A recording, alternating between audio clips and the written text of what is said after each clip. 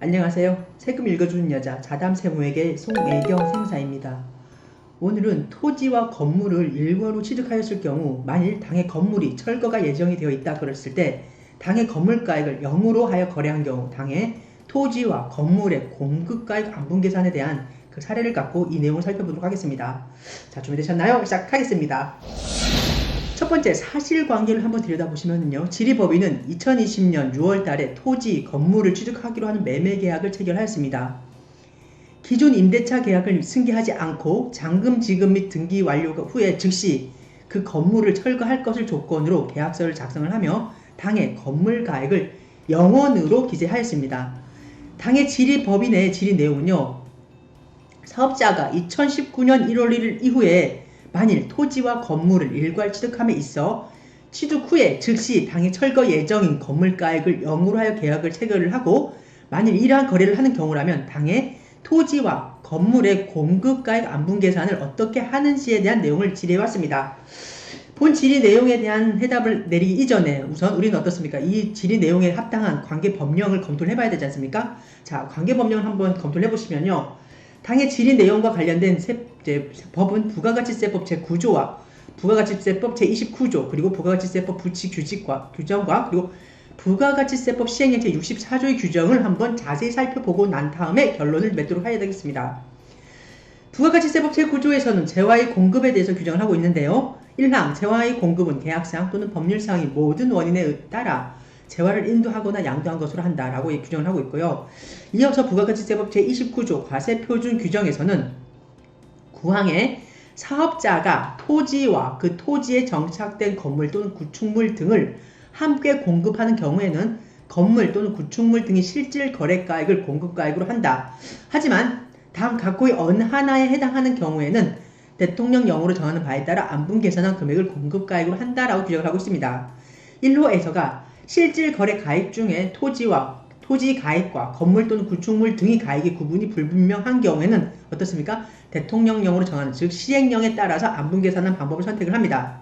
다음으로 2호 사업자가 실질 거래 가액으로 구분한 토지와 건물 또는 구축물 등의 가액이 대통령령으로 정하는 바에 따라 안분계산한 금액과 만일 100분의 30 이상의 차이가 난다 그러면은 이때는 당의 계약자, 당의 사업자가 토지와 건물에 대해서 안분계산한 금액을 무시하고 어떻게 부가가치세법 시행령에 따라 계산한 안분계산한 금액을 기준으로 당의 과세표준을 계산을 한다는 규정입니다. 이어서 부가가치세법 시행령 제64조를 우리가 한번 들여다보셔야 되는데요. 이 규정은 어떤 내용이냐면 토지와 건물 등을 함께 공급하는 경우에 당의 건물 등의 공급가액 계산에 대한 규정입니다. 자, 보시면은 법 제29조 제9항 우리 아까 살펴봤잖아요. 자, 보시면 부가가치세법 어떻습니까? 제29조 자 29조의 9항 자, 잘 보시면 부가가치세법 제29조 9항 자 9항 각호 외의 부분 단서 및 같은 항 제2호에 따른 안분계산한 금액은 다음 각호의 구분에 따라 계산한 금액으로 한다. 1로 토지와 건물 또는 구축물 등에 대한 소수세법 제99조에 따른 기준시가가 모두 있는 경우에는 만일 이제 토지와 건축물에 대한 그리고 이제 구축물에 대한 그 기준시가가 모두 있다 그러면 그때는 공급계약의 현재 기준시가에 따라 계산한 가액을 우리 가액에 비례하여 안분계산한 금액을 과세표준을 합니다. 하지만 감정평가액이 있는 경우에는 그 감정평가 가액에 비례하여 안분계산한 금액을 당의 토지와 건물 등의 과세표준을 한다는 규정입니다.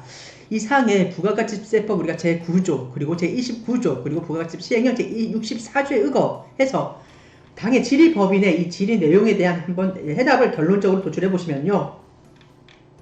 해답은 사업자가 2019년 1월 1일 이후 토지와 그 토지에 정착된 사업용 건물을 일괄 양도하는 경우 건물의 실질 거래가액을 공급가액으로 하는 것이나 원칙적으로 실질 거래가액을 공급가액으로 하는 것이나 하지만 사업자가 실질 거래가액으로 구분한 토지와 건물 가액이 부가가치세법 시행령 제64조에 따라 안분계산한 금액과 만일 100분의 30 이상 차이가 있는 경우라면 이때는 같은 법 제29조 제9항에 따라 안분계산한 금액을 공급가액으로 하는 것이다 라고 해답을 내렸습니다. 즉 사업자가 2019년 1월 1일 이후 토지 건물을 일괄 취득해서 만약 건물을 즉시 철거할 예정이어서 부득이하게 건물가액을 0으로 하는 그 매매계약을 체결을 하고 거래하는 경우에는 해당 가액이 기준시가 등으로 안분한 금액과 30% 이상의 차이가 나는 경우라면 이때는 당의 관계 시행령에 따라서 안분계산한 금액이 공급가액이 된다라는 규정입니다.